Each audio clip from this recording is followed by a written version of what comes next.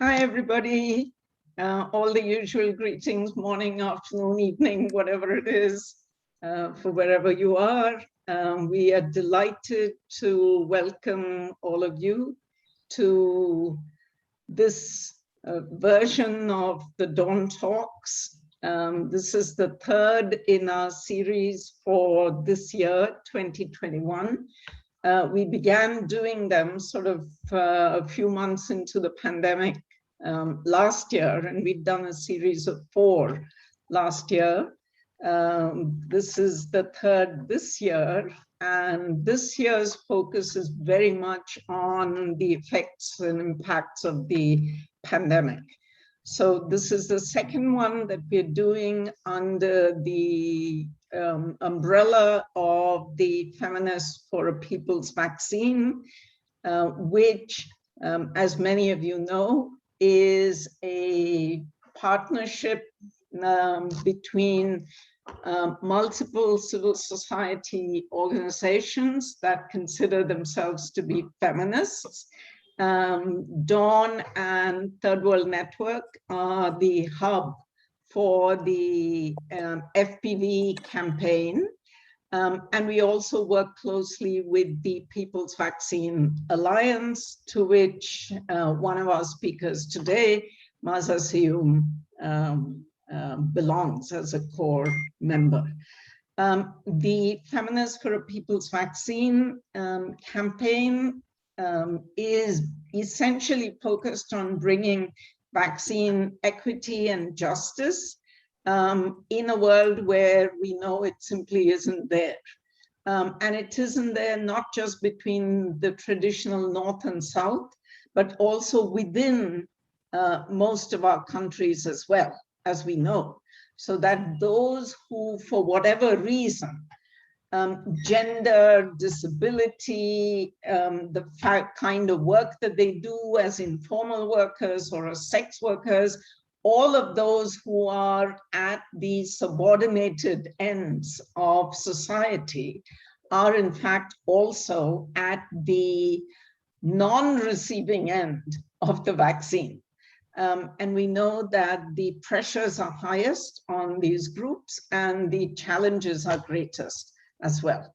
Today we have a really exciting conversation between Maza Seyum of the African Alliance and the People's Vaccine Alliance, and Alejandra Scampini of Poder. And we will also have comments from Ranja Sengupta of the Third World Network. So welcome to all of you once again, and we look forward to a lively and engaged discussion. Let me pass it on now to Vanita to take it forward. So welcome everyone, and it's really a pleasure to have all of you for our third Dawn Talks this year. I'll just jump straight into some housekeeping. So there is interpretation, and by now all of us are very experienced with Zoom. So you can see that the languages that we are providing translation for are Spanish, Portuguese, and the main conversation will be in English. Please put all your question in the Q&A section, where we are accepting questions both in English, Spanish, and maybe Portuguese. Yes. Yes, and Portuguese as well. We have Portuguese speakers among us. And yeah, so these are the two main things. Please introduce yourselves in the chat with your name, organization, and country. And I think I'll now hand it over. Welcome everyone, and Maza and Alejandra. It's such a pleasure to have you here for this cross-regional conversation, and Ranja, who will join in the end as a discussant and adding some points from Asia. So over here to Ale. Thank you very much, Vanita. It's a pleasure to be part of the Dawn Talks. First of all, at personal level, because I worked with Dawn several times until this early this year. So I was very happy to be part of this fantastic strategy. And second, because Poder, my organization, has a 10-year or more work around, business accountability. And we have also been following how the big capital of pharmacies, of investors have been behaving, behind the vaccines, the COVID vaccines. So I was also very interested to be here in this conversation and to hear, Africa region, my region, like in a conversation. So thank you very much. I would like to prompt this conversation with a video. I don't know if we are ready to show it. If not, Shri, are you ready? Yes, just give me 1 second. Great. So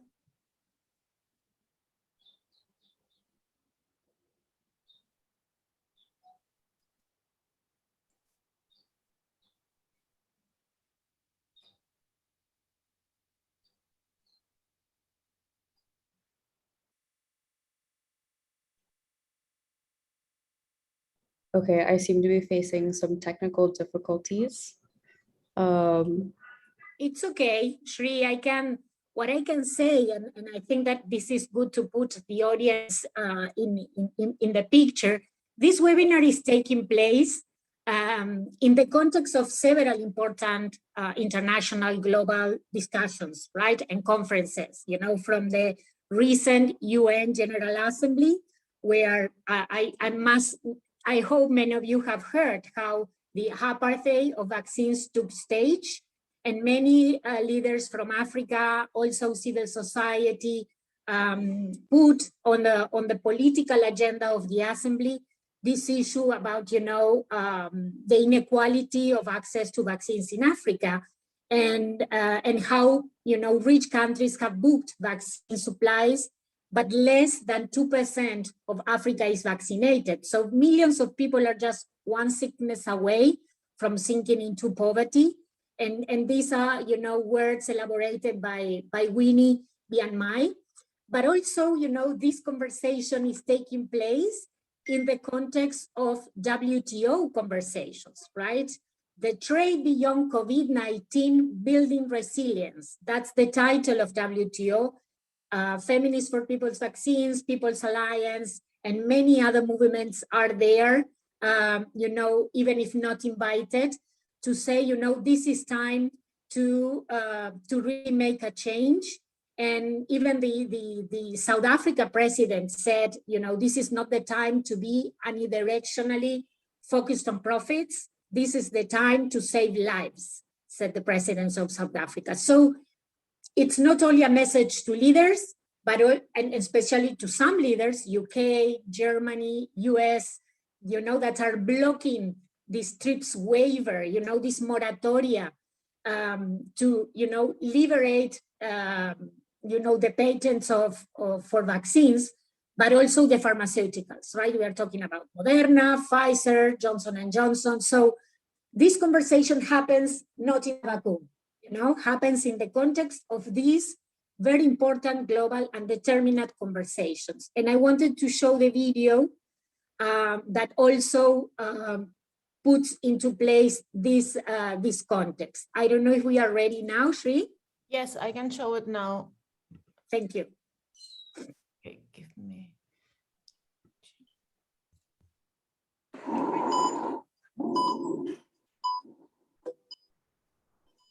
This pandemic has brought everybody to the same level.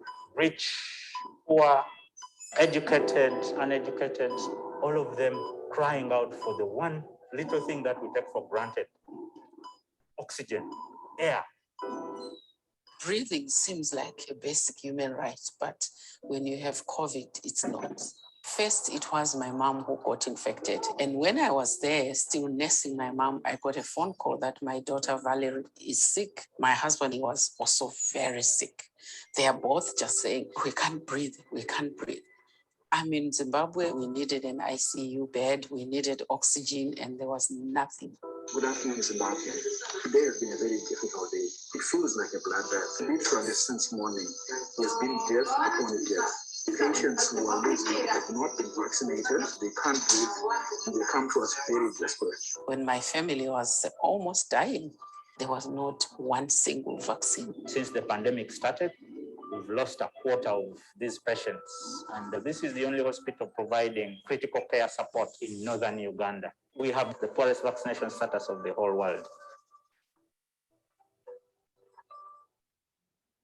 Rich countries are talking about going back to business as normal, and WHO has challenged them to stop this vaccine apartheid. It's so important that we vaccinate the whole world.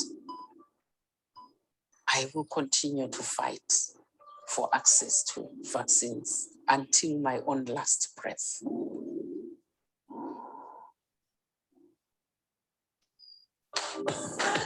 Thank you.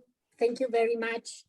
So powerful, so powerful. And I thought that was a very good form to initiate this conversation. The right to breathe, she says, right? And how difficult it is to breathe when you have COVID, and how difficult it is to live if you don't have access to vaccines. And this is, Naza, one of the things we want to put, in this context, not just, about who are the leaders, who are the ones that have the power to decide who gets to live, who gets to die. And this is why we are talking about a framework of necropolitics. Unfortunately, in my region, in Latin America, we are used to that term. It's a term to refer of the policies that let you die, right? And how the pandemic has been useful, has been functional to some governments, especially we have seen this in Brazil, to allow to die, not just people, but nature. And so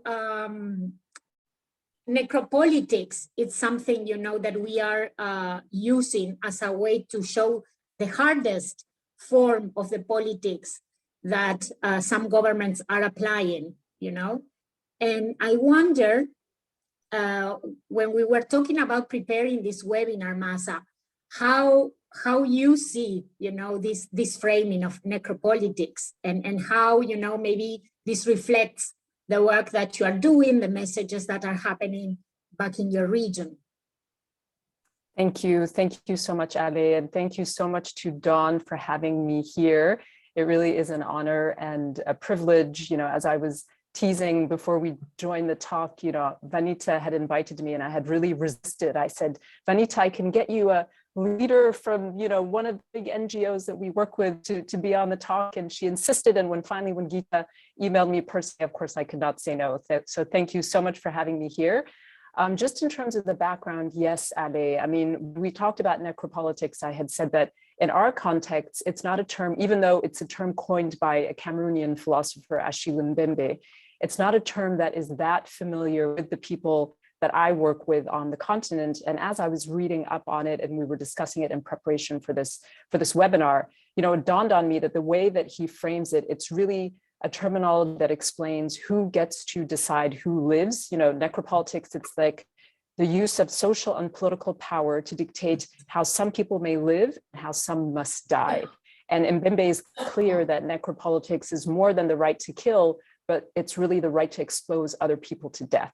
And what we see now, and what's fascinating about this is it touched on the vaccine inequity that we're seeing COVID-19, is that it's a small group of people who are really using their power and their greed to decide who gets the access to breath, who gets the access to vaccines, and who dies. You had spoken about it, Ale, in terms of the beginning of the pandemic. There were some leaders who were referring to herd immunity, and let's let people sort of, their survival of the fittest. Some will survive, some will die. So that was early on. We saw that in Brazil. We saw a bit of that in the UK. There was the webinar that Geeta did with Sonia Correa about biopolitics when they spoke quite a bit about this. I would encourage people to go back to one of those Dawn talks from last year where they had a really interesting discussion about that period at the beginning of the pandemic. And now here we are, a vaccine is available, but it's a small group of people who are deciding in terms of lack of access, who gets to live and who gets to die. And it's also about whose lives are valued, whose grief valued and devalued. It's almost as if some people feel like our deaths in Africa are not worth as much, that our grief, we don't feel it as much as people do in other parts of the world. So that, I think, is sort of the framing, Abby. Thank you. Thank you, Maza. And when you were talking, I was remembering many of the messages, that through the social media, indigenous groups, also trans people, in the region were saying there are bodies, there are bodies that are more likely to die than others, right? And this necropolitics attacks and targets more certain groups than others, right? And it's and I think that in Brazil we have seen the peak of that, but also in some countries like in Argentina, in Ecuador, in Bolivia, many trans movements have been saying, no one is talking about our bodies, no one is saying, how the vaccines also, react with our bodies. So very important. And what about this apartheid, right? That was the main message at the UN General Assembly, and I'm sure that at WTO many will be tapping on that 2%, right? That this is the number. But can you tell me more about the access to vaccines in Africa? What is the context right now? Yes, I will. I have prepared a few numbers on that, and I'll try not to get too much into the weeds, but I wanted to provide a breakdown of the vaccine rollout, especially comparing the global north and the global south. So one of the most striking figures that we've seen in the last week or so has come from Amnesty International's recent report. And Vanita, maybe we can link it, after the talk to the webinar. But of the 5.76 billion doses administered worldwide, only 0.3% have gone to low-income countries, over 79% going to high and middle income countries. And, in the last few conversations that I've had about this vaccine apartheid, something that I keep bringing up is the video of that grandma in the UK. I don't know how many of you, Ale, if you saw that video on December 8th of last year, this lovely woman who rolled in a wheelchair in a hospital in the UK to get her Pfizer vaccine. And she was the first person to get the Pfizer vaccine outside of a clinical trial. And it was a day of so much hope. And now I'm actually a bit embarrassed when I think back to how emotional and naive I was, thinking that, gosh, we had triumphed over science, less than a year with a new disease, scientists, because of unprecedented collaboration on research around the world, also unprecedented taxpayer input into vaccine research, people volunteering all around the world, including in Latin America and in Africa, to participate in clinical trials. We had triumphed over science, but now 10 months later, we failed miserably when it comes to inequality. So you mentioned the figure of 2% for Africa. Some people generously say that 4% of people have been vaccinated across the continent. So that's sort of the 2 to 4%. There are 54 countries in Africa, and there's a bit of variation where we have some countries like the small island nations like Seychelles and Mauritius with higher vaccination numbers.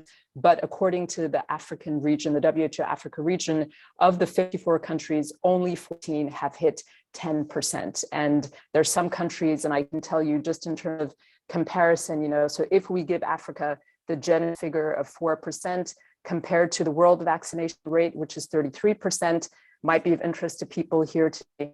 Brazil is at 41% of the population vaccinated, but then we have a country like the United Kingdom, which is actively blocking the TRIPS waiver that you mentioned, the waiver that would temporarily waive IP rights to vaccines. The UK has 66% of its population vaccinated. Same for Germany, 64%. They are also blocking the TRIPS waiver. So that gives you sort of, an idea of the variation in terms of numbers. The majority of doses that have been secured for Africa have been through bilateral agreements with China and Russia. A third delivered through COVAX, which is the global pooling mechanism, which unfortunately has failed miserably because, as you mentioned, Ale, a lot of the rich countries have bought up from manufacturers the vaccines that should have gone into COVAX. It was a very hopeful mechanism, but which they have actually come out and said themselves that they are not going to be able to meet their goals because the rich countries are buying up so many vaccines and hoarding them. While this is happening, 10,000 people are dying every day. And just to remind people that, COVID-19 is not just about life or death. Yeah, it's also morbidity, it's economic ruin, it's struggling, health systems, other services like HIV treatment programs, antenatal care being impacted. And I think for people who are in countries that have high vaccination rate, they've sort of forgotten those days of the intense lockdowns and the curfews, which many African countries are still experiencing. And as you mentioned, as Dita mentioned, we know that around the world, structural conditions put women on the lines of this pandemic. Women generally are still the caretakers. They're more at risk of gender-based violence during these stressful periods. There is evidence that gender-based violence has increased all over the world throughout this pandemic. Women are also more likely to be in the informal sector, so be impacted, in terms of economics and work. And another thing I'd like to say, Ale, is that, this hoarding of vaccines and this apartheid, scientists have warned us for months that this is not just an issue of sort of, charity. It's really about kind of justice and common sense. Scientists have warned us that if we do not vaccinate people around the world as quickly as possible, new variants will develop. And we've seen that with the Delta variant. We don't know what will come next, but it's really, this idea that, this hoarding of vaccines will protect rich countries is not only immoral and gruesome, it's just kind of foolish, in a scientifically foolish, because the hoarding is not going to save countries. So I know we'll talk a little more about the pharmaceutical industry and their role in this, but I just wanted to say something about the reallocation of vaccines. Countries, the G7 countries came out in June in Cornwall. There was a lot of fanfare about they were going to donate these vaccines. Every time, Biden gets up and talks about donations, there's a round of applause. That, the UK has also committed to donating some doses. But at the moment, not even a fifth of those doses have been donated. And I actually, in the People's Vaccine Alliance, prefers to refer to these as reallocations, not donations. These are vaccines that have been hoarded. Some countries have more than 3 times the doses that they would need to vaccinate their entire population. So far, only a fifth of those doses have been reallocated. And according to certain reports, the G7 countries, because they're hoarding so much, will probably collectively waste about 800 million doses by the middle of next year due to expiration dates. So, as I've said over and over, it's not about charity, it's about justice and common sense. Yeah, and when I was listening to your numbers, right, it's outrageous, and that scenario should hurt us all, right?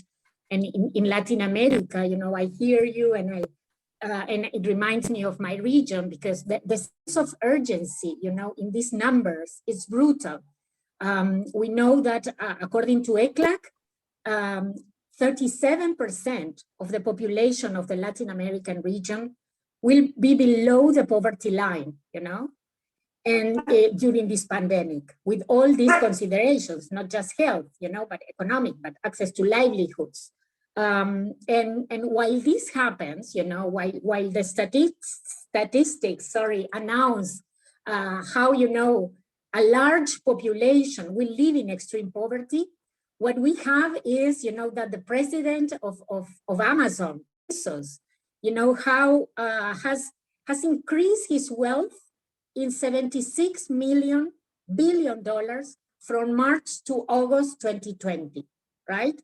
So taking profits out of the pandemic. So there are people who lose, but there are these few people that gain. So can you imagine, having the power like Bezos, like these pharmaceuticals that have the power to change the lives of people, right? And there are some reports that we are preparing with Poder, but also Amnesty International has been following the behavior of these pharmaceuticals, how they are, not sharing their technology, not sharing the intellectual property rights.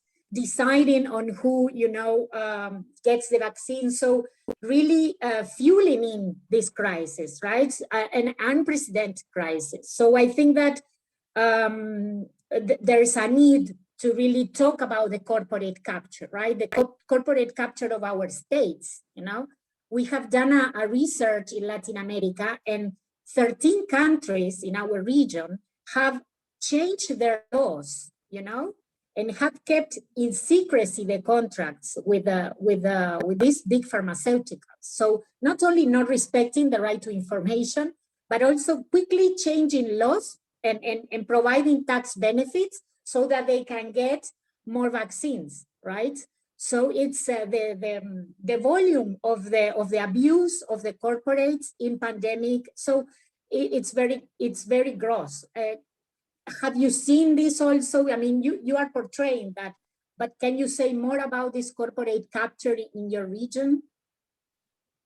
Well, I mean, I think the first thing I would like to say is just to note that at the moment, there are just not enough vaccines to go around, right? And you mentioned this issue of ramping up of manufacturing. This vaccine shortage issue will not be solved until manufacturing is ramped up. And one thing that we have been fighting for is the sharing of technology and know-how. These new, mRNA vaccines require a little bit of know-how to be shared. And there is a voluntary mechanism, the COVID-19 Technology Access Pool that was set up by WHO to encourage, this was at the moment when everybody was really hopeful about solidarity going forward, encourage companies to share their knowledge and know-how with manufacturers around the world. Not one of the pharmaceutical companies that you have mentioned, whether it's Moderna or Pfizer or Johnson & Johnson, not one of them has joined CTAP. And what they have been saying, going back to sort of this, the necropolitics and, the racism that goes into that, is that manufacturing, hubs in other countries couldn't make their vaccines, and it's sort of this notion that you would be, a white male in Cambridge, Massachusetts, to be able to make an mRNA vaccine, so that racist narrative, when we know that more than half of the medications that we use and vaccinations that we use come out of India already, there are companies across Africa that are ready to start manufacturing if they can get the recipe and the know-how across Latin America as well.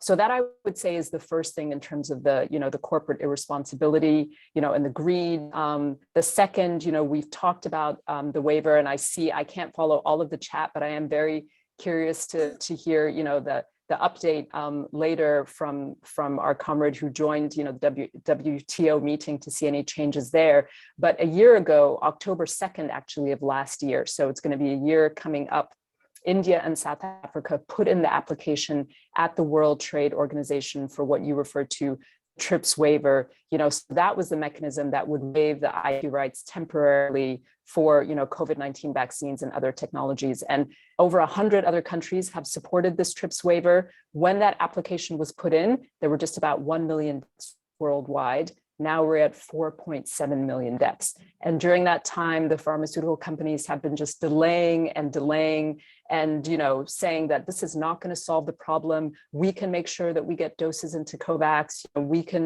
can donate. Countries will have bilateral agreements. So 3 million people have died, during, as we've been waiting for this application to go through the bureaucracy of the World Trade Organization. And you mentioned the money, Ale, as we talked about, the production of these vaccines, the research was supported by 100 billion in public funding from taxpayers in Germany and the US and other countries. So when the pharmaceutical companies talk about their risk, all the risk that they took in developing these vaccines, they're literally getting exactly. So no risk and all the profit. Again, going back to that amazing Amnesty International report, Pfizer, Moderna, and BioNTech are set to earn over 130 billion in profits by the end of 2022. And during the COVID-19 pandemic, you speak about Bezos and how much money he has made during the pandemic. 9 pharma CEOs have become billionaires through this process,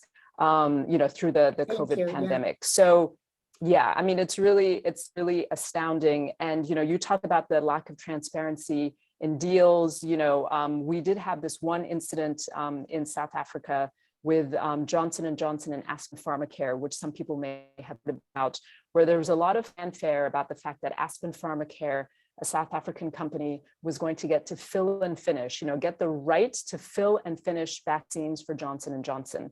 A lot of excitement and fanfare about this, even though it was just filling and finishing, at least it was something. Then people started asking, okay, well, where are these Johnson & Johnson vaccines? You've made all this noise that the fill and finish is happening here. Through the hard work of activists and a deep dive from an investigative reporter, eventually there was an article in the New York Times in mid-August, ended up that more than half of those vaccines were actually being shipped to Europe. So during the third wave of the pandemic in South Africa, when people were dying of COVID, over half of the vaccines that were being filled and finished in this Aspen Pharmacare manufacturing plant were being shipped to Europe. And that just goes to show, there was a non-disclosure agreement. So Aspen Pharmacare, if it had not been for the investigative reporter and the leak that happened in order for her to get the contract, nobody would have been made aware of this. Activists have been pushing for information to be shared. And, what I've been told when I've asked people about the contracts in Africa is that because of non-disclosure agreements, people actually don't know. We actually don't know what's in these contracts, and the pharmaceutical companies have so much power. And it goes back to that necropolitics, like who has the power to decide who has the privilege. The farther away we are from the axis of privilege, the less our lives seem to be worth. And, Ale, if I may, and I hope, Vanita, I see the sun as we're talking about Pfizer, the sun is rising here in front of is it okay, Ale, or is it too bright? Should I move a little bit? No, it's okay. Okay. I wonder, Masa, if, we have, I think, made it very clear, who has the power, here in this in these conversations about vaccines, who has the power, to really end this pandemic, right? Because that's the truth. We can end this sanitary pandemic with just, a waiver, but also with sharing technology, with having the more powerful states not blocking this process. But going back to the society, right? Going back to what we are saying, people don't know. In Latin America, it's very heterogeneous. You have countries where people are very aware, they speak Spanish, and they read the news. But in Guatemala, in many countries in Central America, where distant areas, they don't get so much information, where privatization of health services has broken, the access to services, health, clinics, medicines. And they say, well, there is also a mistrust, there are also some myths about these vaccines, in the US, there's a large community, that are anti-vaccines, and we have seen that, in the media.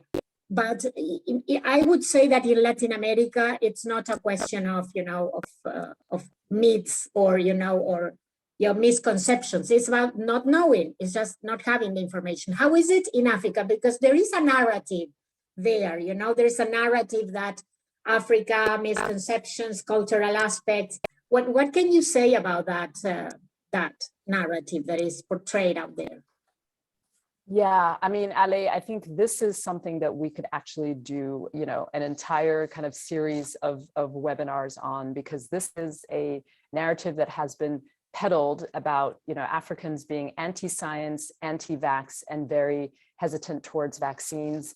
Actually, very recently, the CEO of Pfizer actually wrote down his quote. He was at, I think, a pharmaceutical company press briefing and said, as far as I know, vaccine hesitancy in Africa will be way higher than the percentage of hesitancy in Europe, the US, or Japan. And this was part of his argument for the need to not really need to roll out vaccines. There's no need to really push this rolling out of vaccines and increasing manufacturing, because we know that Africans are actually hesitant. So even if we were to roll out vaccines, they wouldn't take them anyway, is really the message. And, the ridiculousness of that message when, as we spoke about earlier, I have the numbers of some of the African countries here, Chad, literally the percentage of people who have access to vaccines is 0.17%, Sierra Leone, 0.5%. So you're talking about vaccine apartheid in a vaccine desert. So one, it is nonsense to say that in this situation. Number two, there's literally no evidence to support the fact that Africans are more hesitant to vaccines than other people. And in fact, what the data does show is that in low and middle income countries, people are much more accepting of vaccines than even in the US. There have been very successful vaccination immunization programs. And to be honest, there's not actually that much data about the COVID-19 vaccine specifically. The one Africa CDC study that was done last year before the vaccines were even rolled out showed an acceptance, a future of acceptance of about 80%, which is quite high. Since then, there have been some studies in South Africa specifically that have shown a lower acceptance of vaccines. But when a deep dive was done, it was seen that some of those questions were asked in relation to trust of government. So do you trust the COVID-19 vaccine? Do you think the government is trustworthy in how they roll it out to you? How do you feel about government corruption and the COVID-19 vaccine? So when you ask questions like that, you get different types of answers, But generally, the frustrating thing is the fact that this idea of hesitance is used to say that people don't need vaccines because they're hesitant anyway. And here I think would be a good time for us to kind of bring this back to the discussion of HIV, which I know is, part of the title of this webinar. First I want to bring us back when we speak about pharma to what the pharmaceutical companies did, during late 1990s and early 2000s, just in terms of access to treatment, So some of the people in this webinar will remember that Nelson Mandela's administration was sued by, I believe it was about 40 pharmaceutical companies with full support of the US government and the EU, because the South African government wanted to provide low-cost ARVs imported from India to South African people who are living with HIV. So that already is, kind of reminiscent what we're seeing now in terms of pharmaceutical companies suing the person who was at that time sort of, the darling of the world. Yeah, I mean, he had only recently come out of prison. And, I was on a webinar with a comrade from Progressive International a few days ago last week, and she was reminding the audience that within 3 years of South Africa trying to import these low-cost vaccines and breaking patents, the US was threatening South Africa with sanctions. Meanwhile, it took decades for South Africa to sanction South Africa, for the US to sanction South Africa for the apartheid regime. So just that, the necropolitics there as well, that people are trying to get low-cost medication for their people and you're threatening them with sanction. An entire population of people is being subjugated and subjected to the worst violence, and that for you is fine. So just to remind people of that. So that's one thing about HIV and the pharmaceutical industry. And number two, the reason I bring up HIV and hesitance is because this hesitance narrative was also given about ARV. I think some people will remember the director of USAID back in the day saying that Africans, this is the US Agency for International Development, that Africans could not be given ARVs at large scale because we didn't know how to tell time, we didn't have watches, we wouldn't take our medication on time, we wouldn't be able to adhere, and that would lead to resistance. So that's really sort of, these narratives that come back now when we hear about Africans being hesitant to vaccines, when that's not really, based on any concrete data, and is yet another excuse for pharmaceutical companies to not roll out, to increase manufacturing, and to basically, control the supply in order to make as much profit as possible. Thank you, Masa, because I was going to ask you, because you are someone who has worked, right, on HIV/AIDS testing, treatment, and prevention for many years, and I'm sure that you are all the time, making connections from your past work.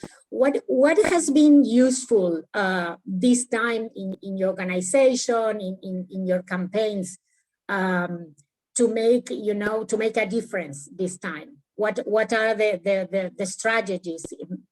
Maybe we have some minutes before we hear from Ranja, but can you tell us one or two strategies that you think are useful because of that past experience? Well, I think that, the network of community organizations and civil society groups that have created such good relationships, around Africa in this work for HIV testing and treatment and rollout of treatment is essential. I think a lot of the research advocacy has helped as well. There was so much advocacy around research, and I see that some of our research friends are here in the chat, but for HIV prevention research, there's been a lot of work that has been done around the African continent. So I think that was also beneficial in South Africa when COVID-19 vaccine trials were happening. I know for me, it's just a reminder of, I was thinking the other day about, when I first finished public health school, I was working for a small community-based organization in New York City that provided testing and access to treatment to African immigrants in New York City. And we would see people literally transformed by treatment. Yeah, they would come in and within months and access to treatment, their lives would be transformed, and they would also have access to other services as well there. And I found out after that, when I then moved to Rwanda and was working on a PEPFAR program, I found out from my mom that one of my aunts had lost 3 of her sons to HIV, 3 of her own sons during that period, and treatment was not widely available in Ethiopia. And there was so much stigma and fear around HIV because of the fact that it was considered a death sentence. So that, to me is, not really a lesson learned, as you say, from, the day-to-day work that we do, but something that I always carry with me, this idea that when there is no access to what is needed, one, it increases stigma, it increases hesitancy, and just the need to remember that these are individuals' lives that are being, an entire family decimated because of lack of access to something that was available in other places. Another thing that, I gain hope from, and I recommend to everybody on this chat to watch the previous Dawn talk with those 3 amazing lawyers from, I think, Malaysia, India, the US, talking about their work on patents back in the day, fighting for ARV. I see now, even yesterday, I don't know if you all saw on the news, there was a group of HIV activists who were at the house of the CEO from Moderna and at the house of the, I think, the chief of staff for the Biden administration. So really using those same agitating tactics, really trying to encourage activists to come out into the streets as they did for HIV and ARVs back in the day as well. So I don't know if that answers your question. I'm really eager to hear what Ranja has to say as well. And also from you, Ale, things that are happening in Latin America. Thank you very much, because as with many other issues, the information from Africa, if it's not for our, organizations or alliances in which we are, it doesn't come, so often. So this was very, very, very important. I see a lot of people asking questions in the chat, but before, going into that, we would like to hear from Ranja, right? And Ranja, are you on? Because yes, we have asked on. Ranja also from Third World Network, who has been, also in many spaces with Dawn, with many women's rights alliances, but also, other development activists. She has been in the beast of the belly at the WTO ministerials, even if she's not invited, she gets to get in to engage in this conversation. I imagine many things have came into your mind to reflect with us, but especially about the situation in Asia, right? And then talk a little bit about, WTO conversations. So welcome, Ranja. Thank you, Ale. And let me say that was absolutely fantastic to listen to the 2 of you and Maza, you describing the situation in Africa and connecting it to actually the huge injustice that the developed countries at a global level, they are actually the huge injustice that they are meting out to Africa, but also to all developing countries. I would say maybe some with some exceptions. And and what you both have been saying, Ale, you also shared some particular interesting data also about Latin America, and that shows, there are reflections of those situations in Asia as well. I am based in India. So in India, I mean, it's kind of boasts of being a big vaccine manufacturer, and it has been, I mean, the Serum Institute, which has developed, the AstraZeneca one, Covishield, has been producing a lot of medicines, also contributing to COVAX. But in spite of that, I mean, in Asia, we've always had this problem, like some developed countries, which kind of, dominate even any regional discussion on trade. I mean, I work a lot on trade policy, but also on public health issues. And then a lot of developing countries and also least developed countries. So obviously, it's not a surprise, Maza, you were sharing that in Africa, across African countries, also vaccination rate differs, but probably all of it is on the low side. But in Asia, we do have, surprisingly, Cambodia at 71.6% as percentage of population fully vaccinated, but we have 6.4%, Myanmar at only 6.4% of population is vaccinated. And I was seeing most of the countries are actually less than 20%, leaving out the the rich countries and China and so on. Almost all of South Asia, Myanmar, Bangladesh, Pakistan, even India. I mean, being a big vaccine manufacturer, only 17% of the population actually has had 2 doses. So they're lagging crazily behind. They've had, I mean, and I wanted to also say that, developing country manufacturers of vaccine, you heard, they've had major trouble in accessing raw material.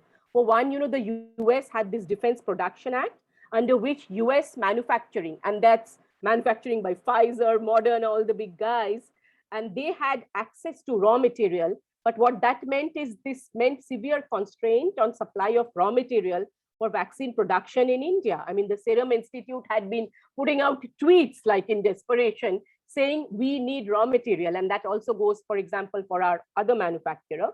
And recognition of vaccines by even Chinese companies. But for example, I was shocked to hear that while AstraZeneca is recognized in the EU and Switzerland and so on, Covishield, which is basically the same vaccine, is not. It's got WHO recognition, but it is actually not recognized by the EU. And just recently, UK recognized Covishield. So, I mean, I think across developing country, manufacturers are facing a lot of problems, not only in production and also in recognition, but also there are negative campaigns against, vaccines produced by developing countries. We've seen quite a bit of that. But also, of course, as Maza was saying, technology. But I will just come back to the technology issue. Maza, you talked about the waiver, and we have discussed it before, I know, in the Dawn grouping and also the FPV discussion. And I know the People's Vaccine Alliance also, they're discussing the waiver has been central. What South Africa and India proposed last year, which has now grown. Now kind of, I think more than 60 members are actually kind of proponents. More than 100 countries are supporting. We saw the US move and start to support it this year. And then now Australia, Canada have also joined. But Ale, at the beginning, you mentioned the WTO Public Forum, right? So I'm just like jumping from the WTO Public Forum into this much like more refreshing and actually constructive session. And a lot of the sessions there really made me think of necropolitics. I mean, it's not just the medicine and public health and waiver related sessions, like a lot of bad sessions on the waiver, and even say positive sessions organized on the waiver in favor of the waiver. They are facing such hostile questions, and then and not only, as I said, public health or waiver related question. If you take discussion on, I hosted one on agriculture and food security. There were sessions on fisheries, services, investment, really reminding me of necropolitics, because what the WTO is doing is really killing people in many ways through the health politics, but also, through all these different issues, taking livelihood away, food away, essential services away, and so on. But let me just quickly make 2-3 points. As I said, you have time. Ranja, you have some time, so please. Why? Okay, I thought it was like, okay, no, great. No. I mean, anyway, I won't take ahead. long, but just some key facts and maybe information coming in from those spaces where we have to go and kind of sit on vigil. But so one is of course, the waiver continues to see opposition. Now, you would have thought that after the US supported it, and now, Canada, Australia, and so on are so-called supporting it. But there's a lot of opposition, at Maza also said, comes from EU, and in EU, of course, it's mainly Germany, which is kind of fixing the EU line, Switzerland and UK. So that's been a problem. So so in the recent, there was a discussion recently, and then there is again, I think, negotiations on the 7th. There's General Council meeting, followed by again TRIPS Council meeting, and India and South Africa, they have said that this has to be resolved before the ministerial, but it remains a challenge because, after US, etc. joined, we thought, okay, now, in a way, it was a big win. It would have been phenomenal, where you start to actually challenge and win from the TRIPS agreement. The TRIPS agreement it should not have been part of the WTO, but it was passed in spite of the Doha Declaration on Public Health. We've seen the enormous challenge that it has posed to pharmaceuticals, vaccines, medical infrastructure, instruments, even these respirators and so on. Yeah. So everything, every cost of all these have increased across the globe with the TRIPS agreement.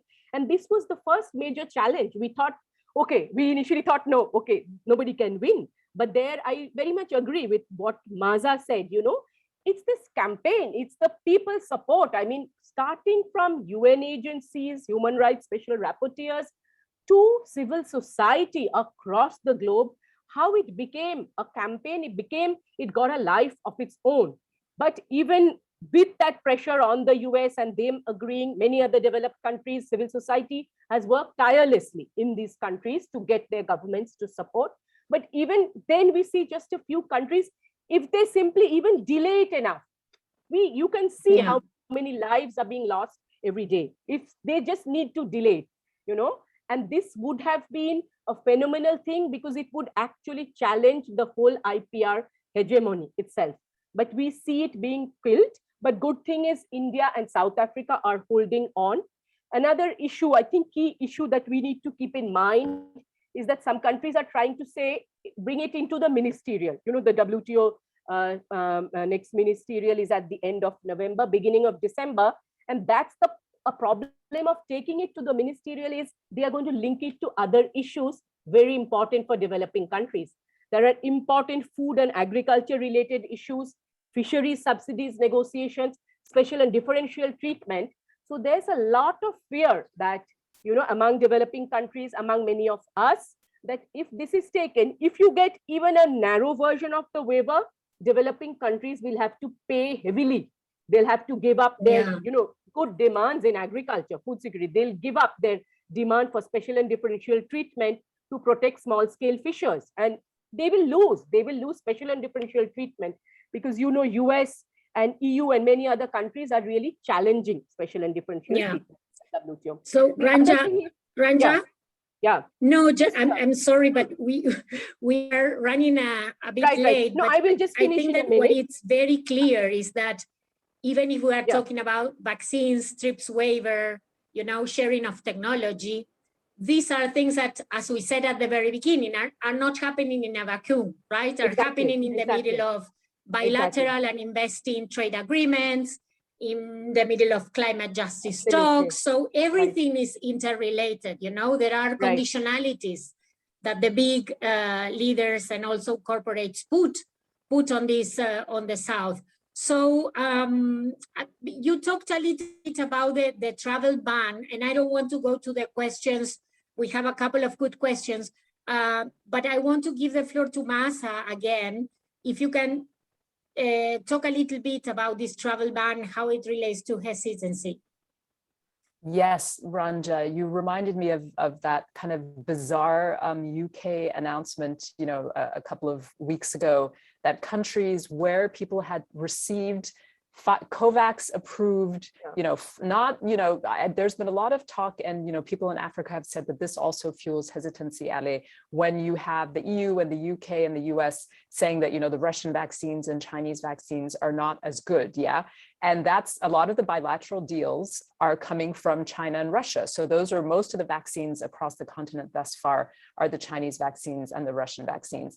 So already there's this weird fueling of hesitancy when you as the UK or Germany are blocking the TRIPS waiver, but at the same time telling people, but the vaccines that you have are not as good, but we're going to block you from getting the other ones. Just wait, be patient. We'll get those to you when we think it's time to get those to you. Yeah. So that number one fuels hesitancy because people start to wonder, okay, is my vaccine as good or not as good, you know?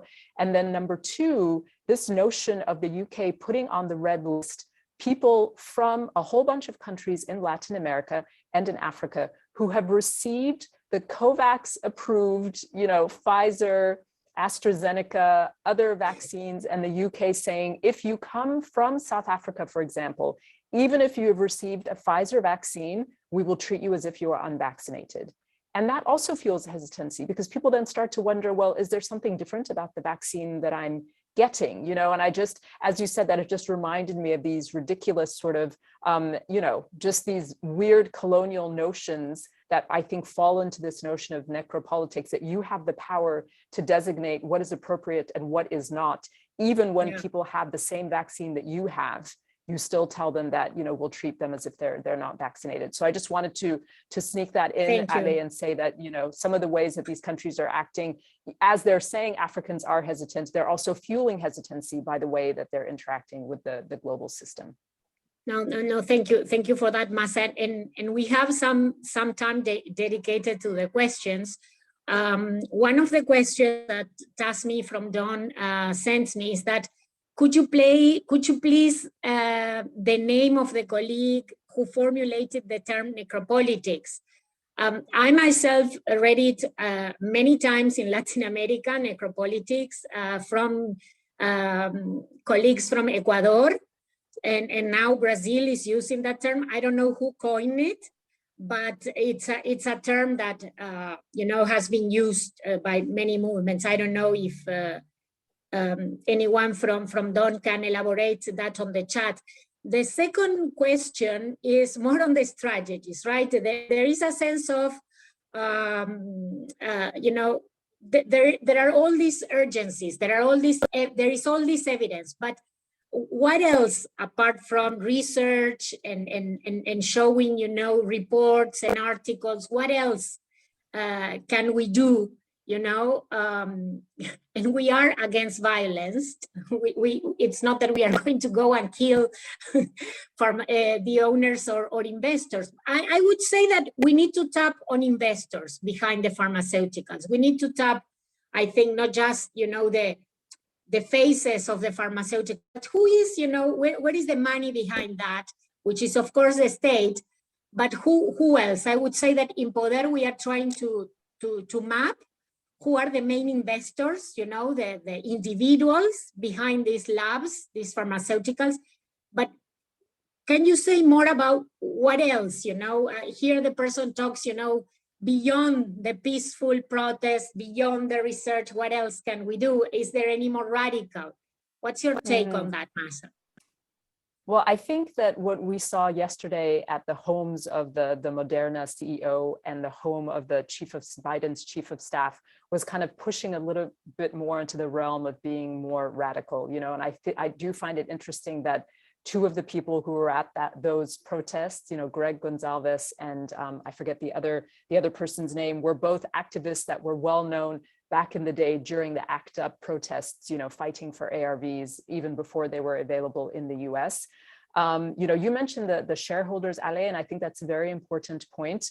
When that story broke about the Johnson & Johnson vaccines being exported from Aspen Pharmacare to Europe, or the majority being exported, there was so much bad press around it that eventually there was a statement from Johnson & Johnson shareholders expressing concern, because many of these people, you know, are shareholders for a company that on the website has very nice language about, you know, providing care and access to treatment to everybody equitably. So I was optimistic when I saw that statement. I think there is a group of kind of, I forget what they call themselves, like conscious conscious shareholders or investors. Ranja, I don't know if that rings a bell to you. And as we're talking, maybe I'll look it up. But I did see in one of their statements with the Johnson & Johnson shareholders where they had expressed concern about the situation and wanted to know more. And then when the WHO, when Dr. Tedros came out and said that he also was surprised to hear that during the third wave that, you know, vaccines were leaving Africa and going to Europe, even though they were filled and finished in Africa. So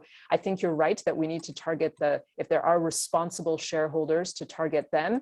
And I do think, you know, I mean, obviously we don't condone violence. And I saw the comment from the person here that, you know, this necropolitics is a form of violence. But I think that the protests becoming a little bit more radical is a sign that people are realizing that all of the talking in the meetings, Ranja, is not, you know, getting us as, you know, and this has been, I think it's a delay tactics that you mentioned, Ranja, as well, where, you know, the pharma companies and others keep saying, don't worry, we're on it, we'll get to you. And during that time, 10,000 people are dying a day and the economies are being decimated. So I think we are moving towards a bit more of a radical form of protest. No, thank you. I see that there are questions, and already Ranja is, I think she might be answering on the chat, but there was a question for Ranja, you know, about what does India stand to risk if the waiver discussion goes to Assembly of Ministers in issues, as you said, you know, agriculture sector. Can you elaborate a little bit? Maybe others are also interested in that. Yeah, quickly, because, you know, India and also other developing countries, like the G33 group of developing countries, also African group, like Africa also has a major interest in this proposal on agriculture. This is to retain countries' policy flexibility to give price support to farmers. You know, they buy food from farmers for supporting public food programs. And they give a subsidy there to the farmer, because they'll tell them, okay, whatever is the price, I will at least cover your cost and pay you this much, right? So a subsidy is involved, but WTO sees this as a trade distorting subsidy if it is to a producer.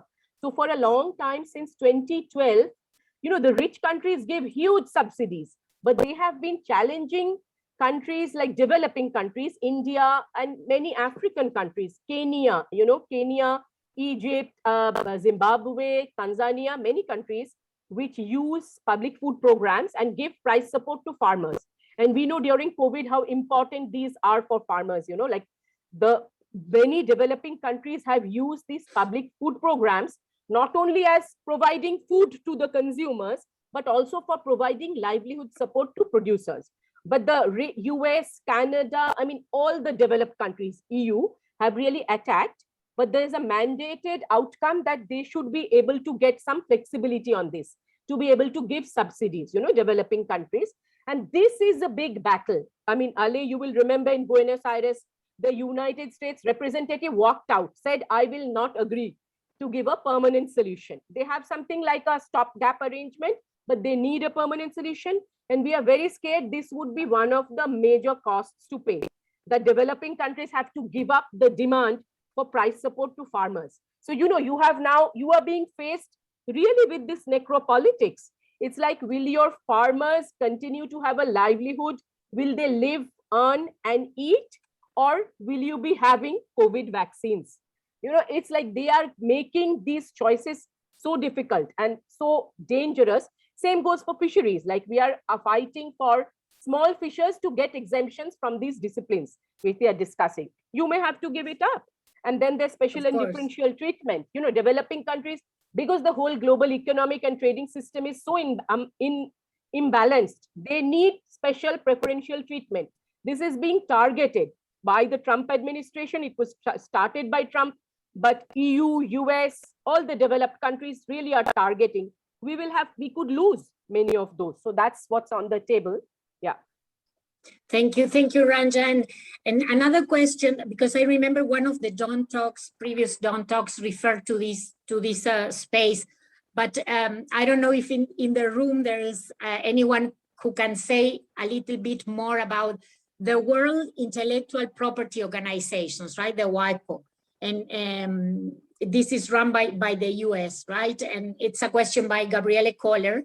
And I think that we are looking also at that. I don't know how much energy feminists or other alliances are putting on that, but is anyone in this room, maybe you, Ranja, can tell us, or Masa, about the work around this organization?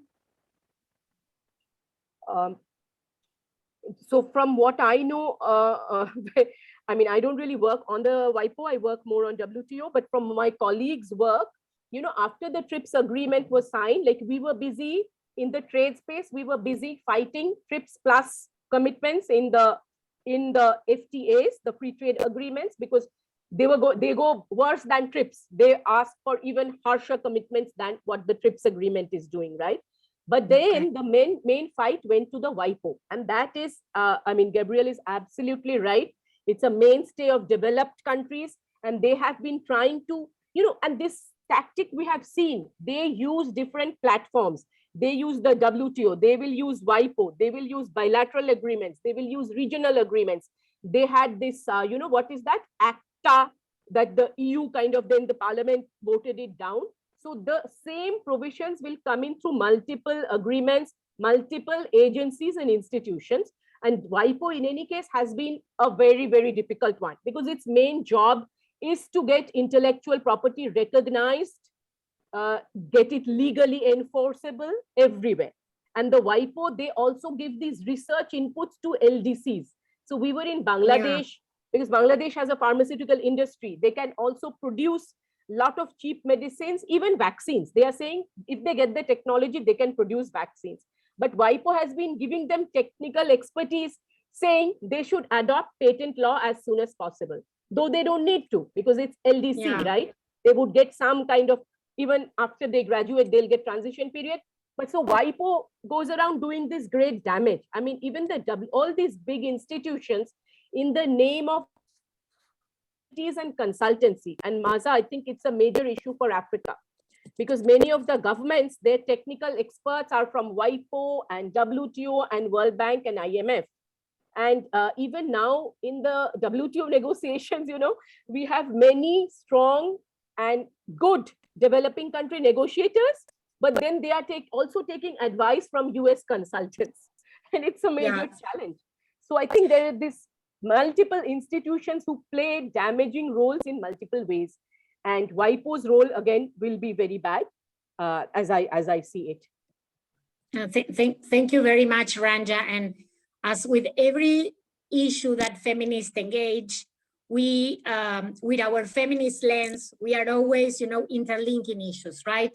I think that is amazing how, you know, and me coming from Dawn, you know, training institutes and all this work that you're doing, I see all the connections, right? And people in the chat are saying, well, but that relates to, you know, this.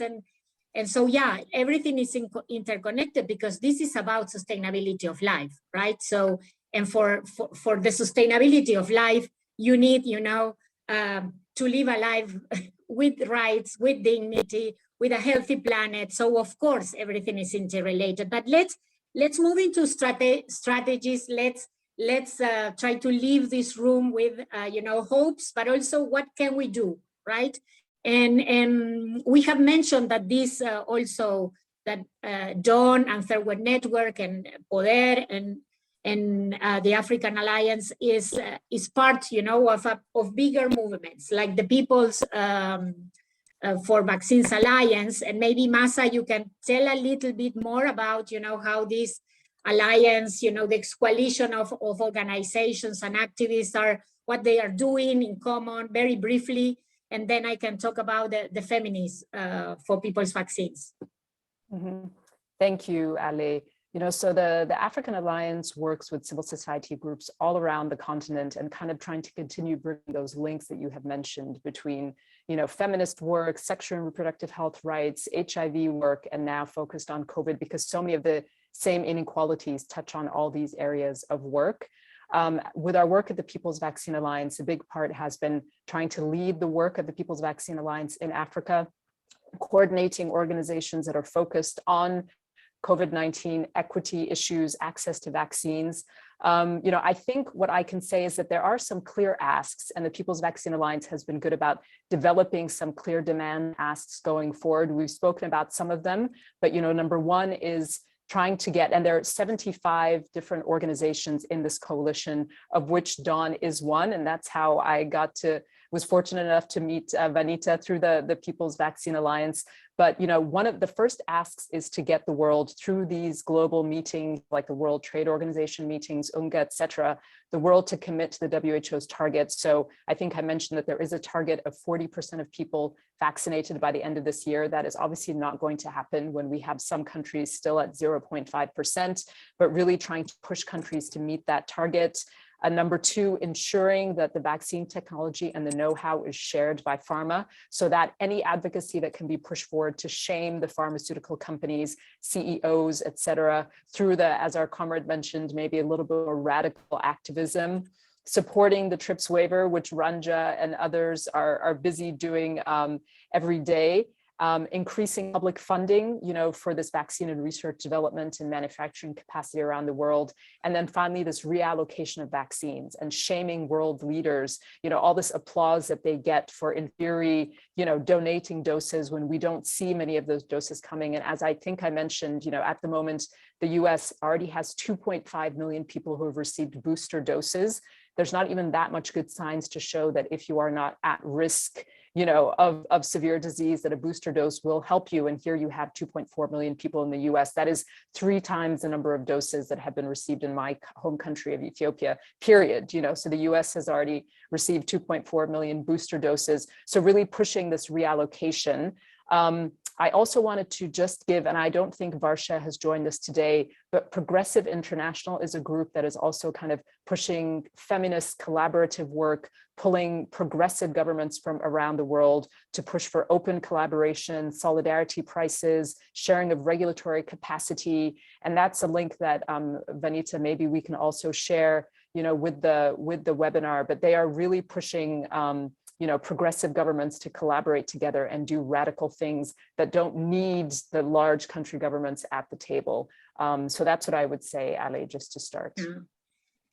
Thank you for that. And Dawn is Anti-War Network are part of that. And I think that very quickly, Dawn has seen that, of course, this pandemic is impacting differently, right, on women and men. And this is why the Feminist for People's Vaccines was created, and Dawn and Anti-War Network are facilitating, this feminist lens, this feminist campaigning for equitable, accessible, and affordable the vaccines, the drugs, treatments, and also equipment, access to medicines.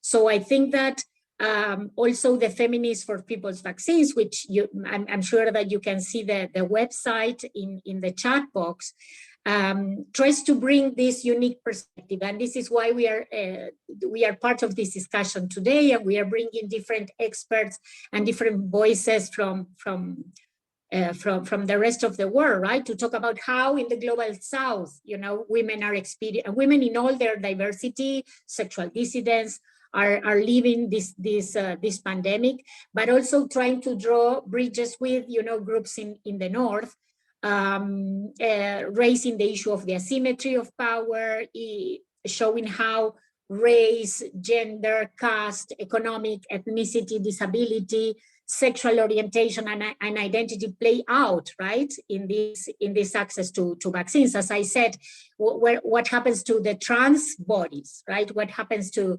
the indigenous women, to those that are, migrant working in maquilas, who is talking to them, how much their bodies matter. So these Feminists for People's Vaccines is following, the pace of the research, but also looking at the broader, perspective of the pandemic and health, the right to health. So many of the things that we have talked here, WTO discussions, TRIPS-related discussions, international cooperation, even the macroeconomic things that are underlying these debates are part of this Feminists for People's Vaccines. So you can join the campaign, you can write to the emails addresses, and I have to say that also Poder is part of this Feminists for People's Vaccines, and we are not just joining because we consider, you know, our work needs to have a feminist approach, but also because we think that we can add value to the research by looking at how the transnational capital is moving, right? And how the corporate capture is happening, so that we can also articulate in the messages of feminist messages how, you know, how the corporates are behaving and who is behind, you know, who are the main shareholders in this scenario, you know, and so that we can also write messages to them. So I don't see many more questions. I would like Ranja and Masa to say, and also I think that if Vanita has some final, you know, final messages before we go into the conclusions and final messages. But it has been a pleasure. There's so much we can say, but I would like you to say if there is one thing that we can take out from here, what could that be, Masa? Thank you, Ale. One thing that I forgot to mention that I think is really important that, you know, Dawn has been a part of through the different groups of the People's Vaccine Alliance as well, is amplifying the stories, you know, voices from the global South in all of this advocacy. And so the short video that was shown at the beginning with our comrade Lois Chingandu from Frontline AIDS was a product that was developed out of the storytelling group from the People's Vaccine Alliance. So there was a sense, again, maybe going back to this necropolitics, that the grief and the stories of people from the global South were not being amplified. Obviously, we do not want to do this in a way that's exploitative. You know, it's not about sort of, you know, grief pornography, but really making sure that people realize that, you know, as they are kneeling at, you know, Premier League matches in Europe, you know, if Black Lives Matter in the US and Black Lives Matter in the UK, they also matter in our African countries, and people are dying on a daily basis. So really kind of that amplifying stories from Africa, from Asia, from Latin America. I think one thing that I would say is, you know, and I put this in the chat, you know, just to remind all of us that anything that we can do to increase manufacturing capacity, to heighten solidarity now is going to help us in the next pandemic, right? I mean, all the scientists have told us, and we all know that this is not our last pandemic, there are more coming. So all of this will help us in the future in terms of addressing, you know, all of the issues that we face. And just a reminder, you know, I always worry when I hear people talking about the desire to return to normal. And I really hope that we do not return to normal, because the normal that we had put in place, Ale, that you mentioned, where some people's bodies and lives are worth less than others, is clearly not working for us. And I hope that, you know, through the fire of this pandemic, when we get through it, we do not return to the old normal, and that we're able to create a little bit of a new normal going forward. So that would be my hope. And I am so grateful to Dawn for inviting me to this discussion, and Ale for being such a great co-discussant. And it was lovely to see all of you and to meet those of you who I didn't know before today. And thank you. Ranja, would you like to say? Yeah, just quickly on strategies. Campaign. We've seen how it's like, it really kind of went on fire. I think the campaign around the TRIPS waiver. Otherwise, we could not have even imagined it would be negotiated, right? And this is what everybody did collectively. There is no alternative to that. Secondly, I would say that you watch these spaces. I've been also trying to put in messages in the chat. You know, WTO, WIPO, even WHO, which is supposedly good on this issue. Of course, WHO has had its problem. They came up with this pandemic treaty, which is highly problematic, and countries like South Africa have signed on. So we have to understand, we have to engage, we have to watch multiple spaces, because what kind of doesn't get done in one always will go to the other. The bad stuff will go forum hunting, and they will come back to haunt us for sure. We should avoid false solutions, as I've been saying. They keep saying, you know, the third way, the WTO DG, and very surprised with not really surprised, I shouldn't be surprised, but the US, which has supported the TRIPS waiver proposal, has now come up with this proposal on something like resilience, disaster fighting, this, that. going into the ministerial, and not one mention of technology transfer or waiver. Again, talking about, how we will beg the big MNCs for, they'll do licensing, they'll be addressing export restrictions, supply chain issues, anything but technology transfer. But when we look at the contracts these companies have signed, Pfizer, Moderna, they've all done, Maza, what you referred to as fill and finish. It's not really technology transfer. Firstly, Pfizer announced some time back they're not interested in giving out any more voluntary licensing because the profit lies in them producing. They are just giving these fill and finish contracts to companies just to manufacture and give it back to them. They are not transferring technology. And then the solution coming from the DG and WTO is go and, we will work with these big MNCs.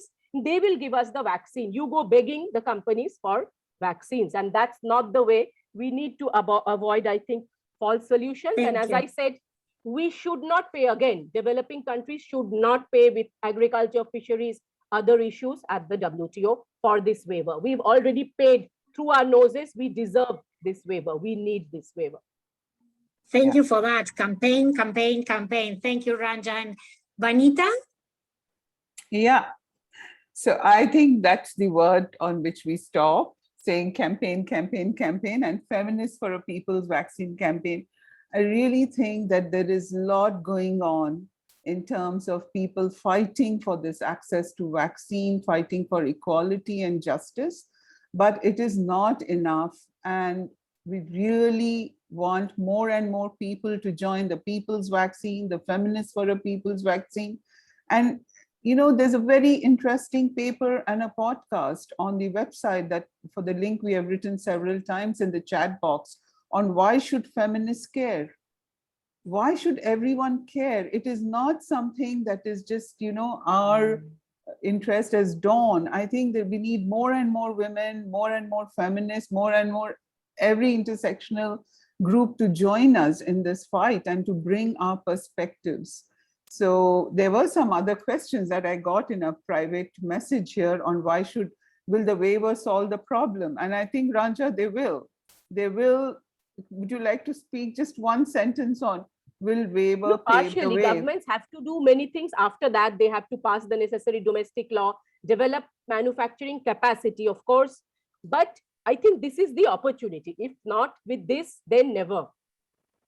Yeah. This is the opportunity to also develop your manufacturing capacity, develop technology, have the laws in place, and fight this to the finish.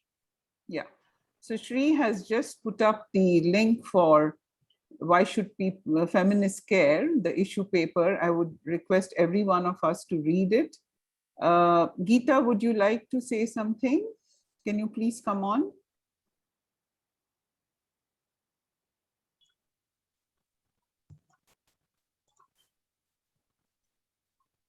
Yeah. Thanks. Thanks, Fanu. I have been saying a lot on the chat, so I didn't think I needed to come on and say anything here.